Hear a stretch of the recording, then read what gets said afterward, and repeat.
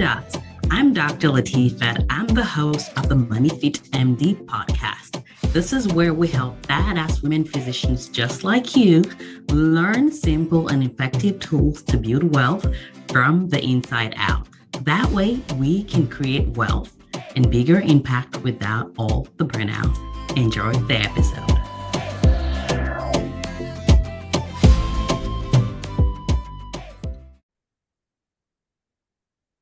Hello, guys. Welcome to another episode on the MoneyfitMD podcast / show. I am super excited that you guys are here today because I got a treat for y'all. So listen up. Whether you are busy or not busy, whether you have ADHD or you call yourself neurotypical, whatever it is, if you want to learn how to create systems for your life so that you can stop chasing your tails like many of us do, you're going to love this episode because I have my friend, fellow coach, badass productivity coach, Dr. Lola here to hang out with y'all. So first of all, wherever you are, just clap and say, welcome, Dr. Lola. Should have like a spotlight. She's dancing. Welcome. I'm so glad you're here. Thank you so much for having me, Coach Latifat and the Money Fit crew. I am excited to be here. It is an honor to be in your environment. Fabulous. So for those people that don't know you yet and definitely need to know you, tell us, who are you? What do you do? And why do I think you're fabulous? Oh, who am I and what do I do? I am first and foremost a mother of three, between the ages of almost 7 and 12 now, a multi-passionate person who loves people. I love productivity. I love helping people. I love helping women like us live a fulfilled life. And I could go back to my story, but at the end of the day, as we all know, most of us are physicians in here. As a physician and a mom, I really came to a point where I saw a lot of my good girlfriends thinking about quitting medicine and and also some of my friends who are executives thinking about quitting their jobs as executives. And there's so many research that shows that when women are in the place of authority, they do so well. We bring so much to the table. And, I was tired of people feeling bad for wanting it all. It is okay to be a badass physician, a badass businesswoman, a badass wife, and a badass mom. You could do it all. Like I always say in my podcast, you could do it all. But with some planning, a little bit of determination, right? Like you have to be able to plan, you have to want it. And I teach women how to have it all so they can still have a fulfilled life. Like 20, 30, 40 years ago, when you decided you wanted to be a doctor, you didn't decide to be a doctor to just quit and throw it all, right? Especially if you feel like you're burnt out or it's too much. And you're like, I can't be that perfect mom. No such thing as perfect, by the way. I can't be that perfect mom and perfect physician. One has to go. I don't believe one has to go. I think you could truly be it all, but with the right strategy, with the right planning, with the right mindset, with the right intentionality. And that's where I see myself. And I really do think it's my purpose to help busy women and women who have busy brain reach their full potential. Because a lot of time you can have all the money in the world, you can be the best this. If your productivity is not where it needs to be, you're not going to succeed. That's actually one of the most important things that helps in success. If you're not productive in your life, in your personal life, if you're not productive in your mental healthy life, right? People think of productivity as just work. For me, it's not work. Productivity to me that's why I say having a wealthy life. If you're not productive in all this aspect of your life, it's hard to go into work and be that best physician, be that best lawyer, be that best business person. So when it's all said and done, I am the CEO of Lola, and Lola is basically after my name. My nickname growing up was Lolly. So tasking, again, doing work. So Lola, that's where Lola comes from. And that's basically what we do. We help women live their full potential with ease. I love the ease part of things. I do want to ask you, so I know you're a physician, you're a mom, like you mentioned. What made you decide to do this? Like, was there a point where you're like, you know what?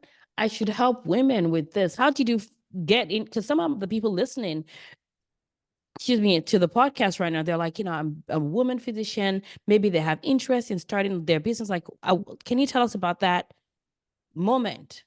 I fell into this. I'm just going to be honest. And it's one of those things where I started.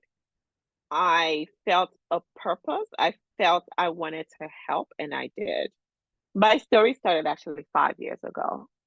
And it started with people coming to me and saying, "You are so organized. How do you do it?" But what people did not realize is that the reason why I was organized was part of my strategy in helping me be the best person that I am. Most people may or may not know I have ADHD, and I still have people, including my mother, who don't believe I have ADHD, right? And I was diagnosed in medical school with ADHD. And I remember going to my psychiatrist at that time, and he was so amazed that I was able to thrive through medical school because I actually was diagnosed by mistake. If you go to my podcast, I have a whole episode on how I got diagnosed with ADHD. He was amazed about how I was able to thrive to third year, right? Most people with ADHD, you find out like your first and second year because you don't do so well in school. And I was like, I don't think I have it. I do this, I do this, I do this, I do this, I do this. And he was like, Lola, you really think everybody does that? No. And it turns out that there were three main things that helped me. And that was how I was able to mask my ADHD, if I may. Number one is my family had impeccable structure. Structure saved me. Most people know, like a lot of Nigerian family, you are expected to do something and you really don't have an excuse why you can't do it because the structure is there to help you. That was number one. Number two, my mom was the biggest positive reinforcer in the entire world. When I would do something great, or like let's say I would get an A, for example, you would think I won the lottery. And anybody who has ADHD knows that positive reinforcement is one of the biggest key that drives up our dopamine. And because I crave that dopamine, I continue to do well in school because I never want her to stop doing that. And like if I didn't do well, she wasn't like, "Oh my gosh, you're horrible." She was like, "I know you can do it, girl. Let's figure it out." Number three, actually, that's the third thing. Number three, she was always solution oriented. My family was never the family that let me whoa pity party. No, it was more of a okay, it didn't work out. How can we solve it? Right? So number one is strategy. Number two is mindset, that mindset of you got it. And number three is solution. And that's how I've always been. So even through residency, medical school fellowship, whenever things didn't work out, I created a solution. So part of my solution was always I knew I had to be organized because in my organization was where I thrived. So a lot of my friends, many of who didn't have ADHD, will come to me and be like, Lola, organize my life. Have you guys heard that Iyala Fix My Life was like Lola organize my life? So I used to do this for free, and my friends would come. We would spend like half a day, and I'll kind of go through their whole life. Basically, what I do in my VIP sessions with people now. And they come for half a day. We organize their entire life. And then one of my friends was like, Lola, I just paid someone so for this. And I did not do half of what you just did for me for free. I think you should start telling people about it. Because at this time, it was just my friend. And I started telling people, and then I started what I call my VIP organization day, like Lola Organized My Life, where people will fly to. And it was a lot more for, again, women who were burnt out, who were thinking about quitting.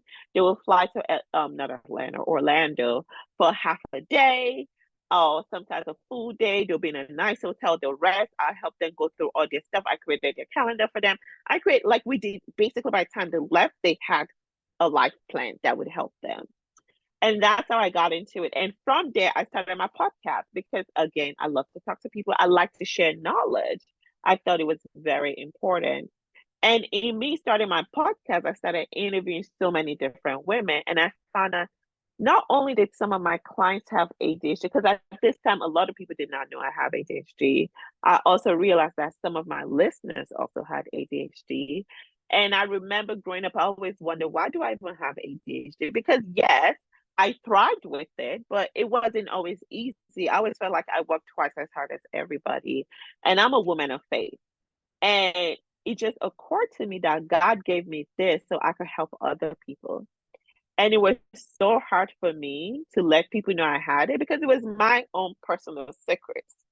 It's not for people to know because I didn't want to be labeled or whatever. I didn't want people to see me different, right? Like, who would want to go to a doctor who has ADHD? Like, I always had this negative belief. And it was until I went to the prayers and I really felt like it was my purpose to teach women who either had busy brains like I did or busy lives. And who else but me? I had both the busy brain and the busy life, help them get to where they needed to get to.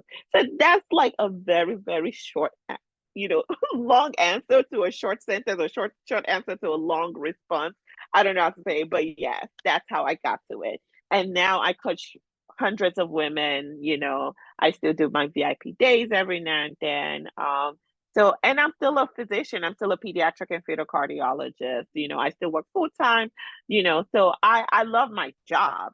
I've never been one that quote unquote hated medicine. I actually love going to my work. It's fun. I feel like work is fun for me. I wouldn't be there if I didn't do it.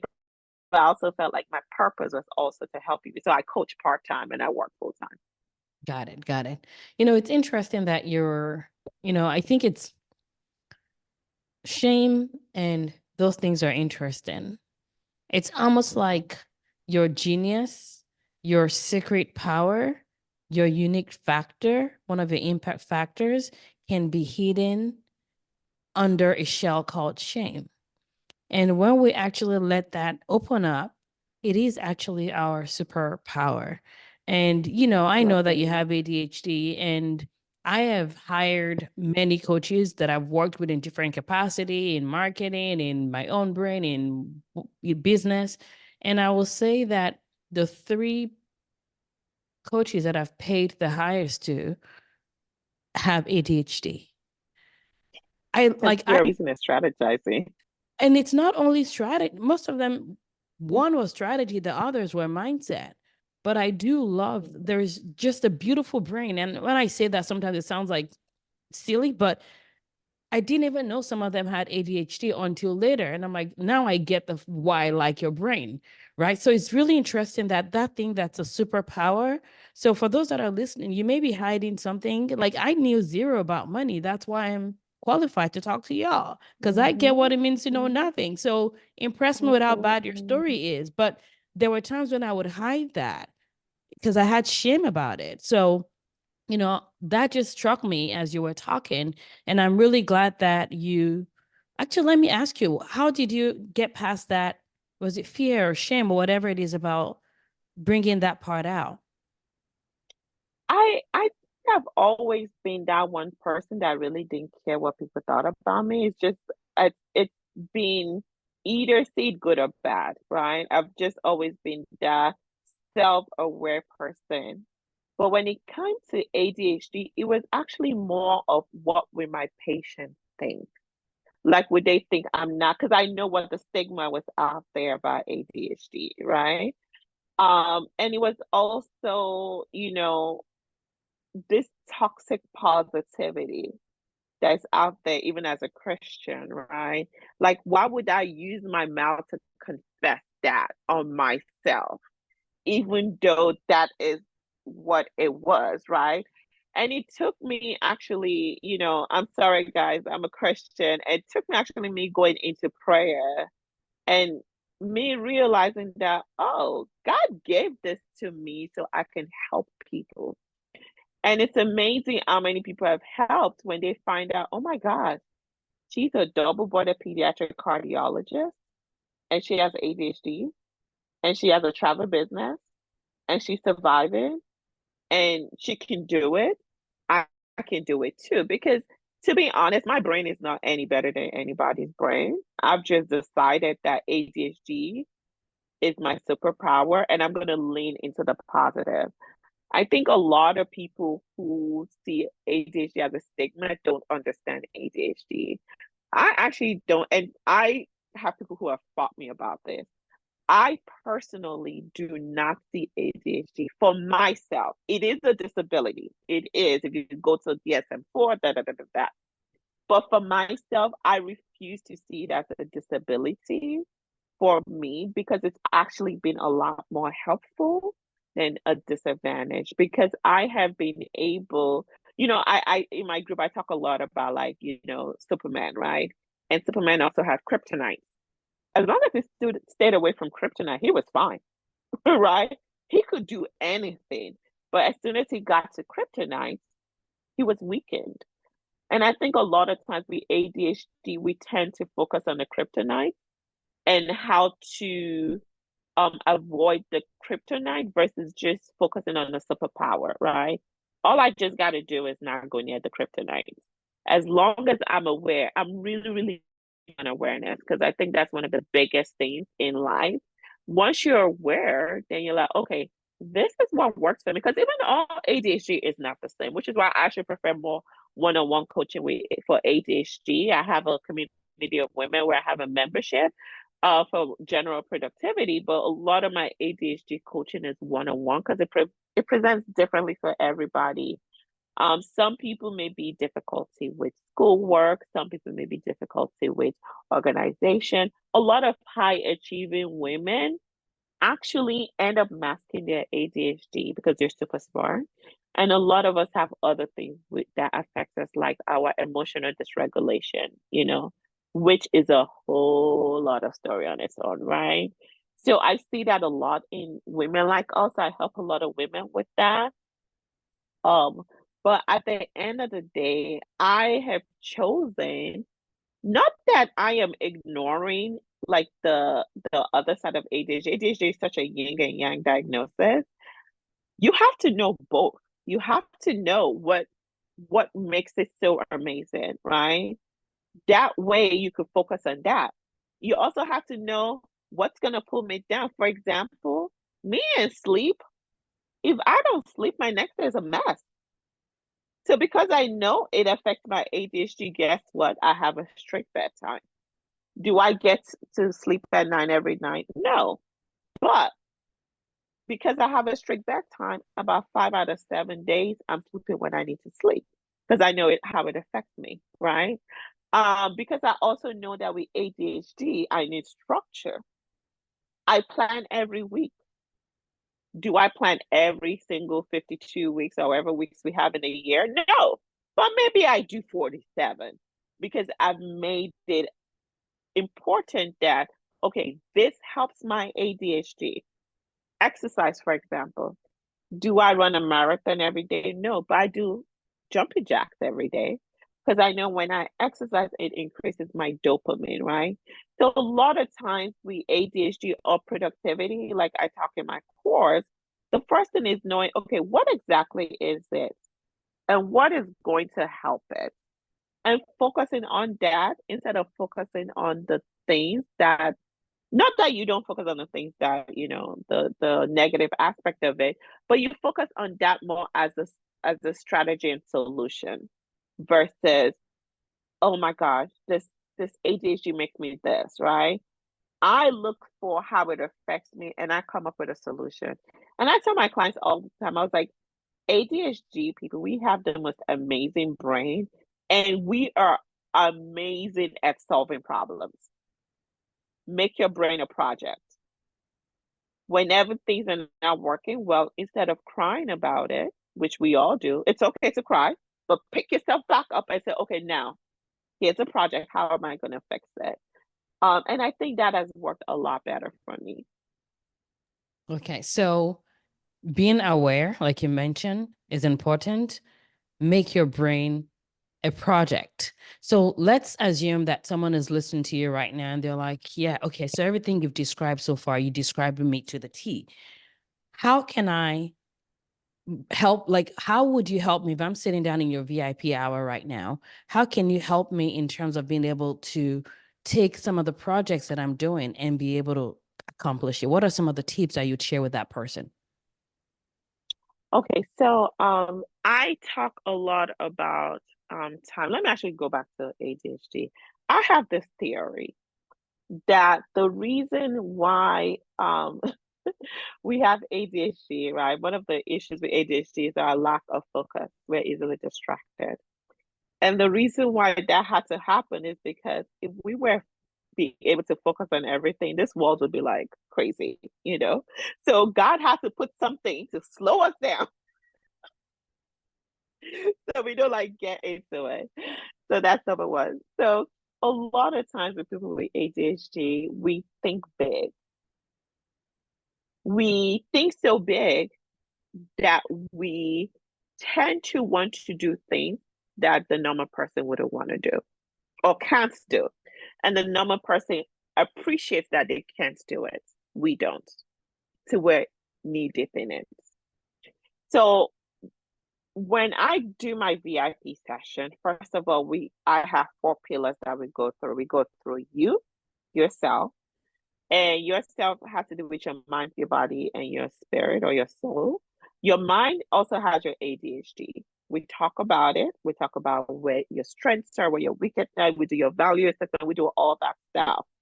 And then if you have a particular project, we go back to that project, just like with money. You got to look at your money. We assess that project. How much money do I have? I'm gonna take it back to money since we know about money in here. How much money do I even have in my account? What is that project you have? How much time do you have to do it? Are you trying to build a Eiffel Tower in a day? Can we at least start with the design? You know, because that's one of the biggest thing I see with a lot of my clients. We're overly ambitious, and there's nothing wrong with ambition, but we could break it into steps, right? Maybe we can't build that Eiffel Tower in a day, but maybe we could do it in a year. And now let's bring it back. And because we have such bad awareness issue with ADHD that until someone else brings it to us and show us, we really don't realize how crazy it is to think we could build a Eiffel Tower in a year, right? Like, which is like, oh, why not? I thought about it, so let me jump in first because we're not thinking about it, right? There's a research that showed that most business owners have some form of ADHD when it comes to like percentage of people who go into business. Because guess what? We're crazy. We jump in, we don't think. The day I created Lolly Tasking, I woke up in the middle of the night. I signed up, did my LLC, everything. In 48 hours, I had an LLC, I had a podcast, I had everything with no sleep. Jumped in, didn't even think about it. Because if we want to do it, we'll just do it, right? At the same time, most people with ADHD, this is sad, but it's true. We also have the highest rate of business failures. Up to 80% of people who have ADHD fail in their business. And there are many reasons why we fail in our business. Number one, we're not really good at the minutiae. We're good at the big picture.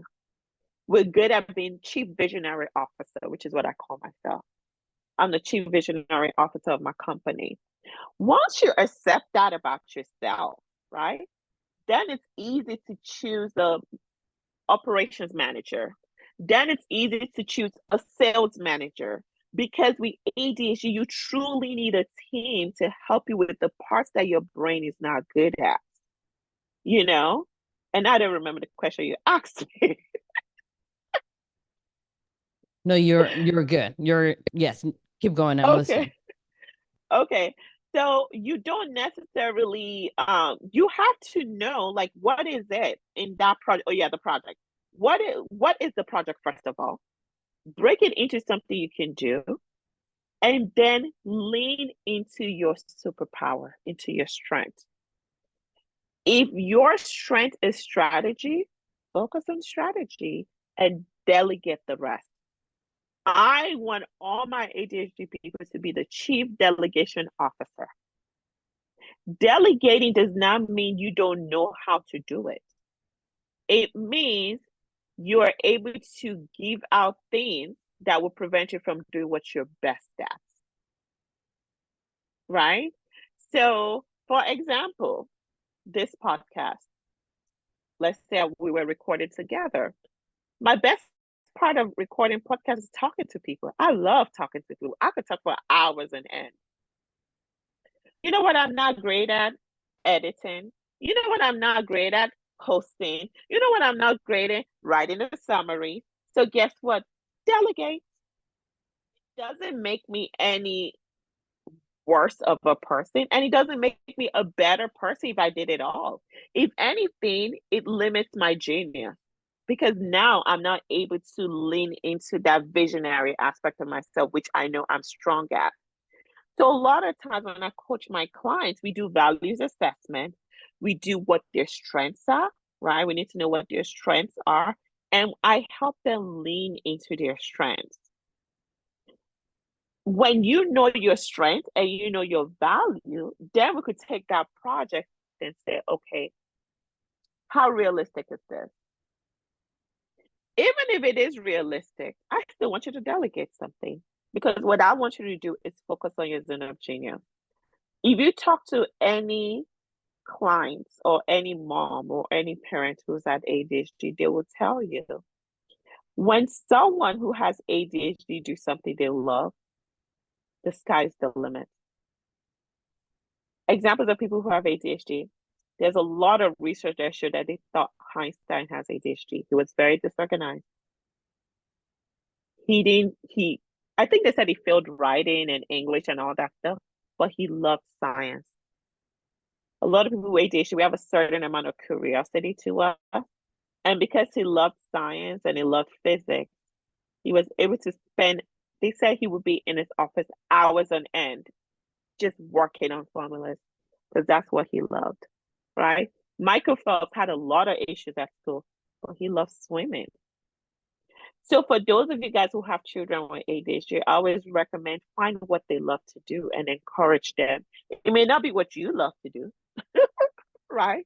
But find what they love to do, because the good thing with ADHD is once we find that thing that triggers our dopamine, we end up being the best in it, hands down. There's no how. So for me, I love strategy. I love visionary. I love coaching. So I lean into that.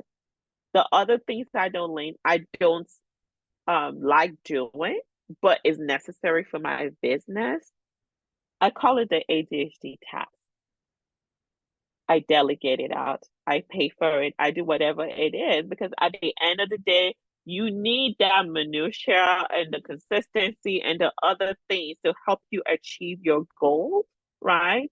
And you also need you, which is your secret sauce in whatever project it is you're doing. But again, back to awareness. Awareness is so key. And this is why coaching is important because sometimes it's just hard for us to be aware. I have a coach myself. She still helps me get awareness in certain things. Once you have that awareness in that particular project, then it's easier for you to say, okay, here are the strategies I need to do. A lot of times people want to jump into tips and strategies and predict them. No, but even before that, you have to know, am I doing what I need to do? Am I doing it because someone told me to do it or I have to do it, right? Like going through all those steps are actually one of the first steps I do when it comes to like helping people build their project. And then when it comes to VIP day, in addition to building project, I help you build your life. What strategies can we put in place? And I have a VIP day for a whole weekend. When they come on Friday, they leave on Sunday. It's half rest, half, planning.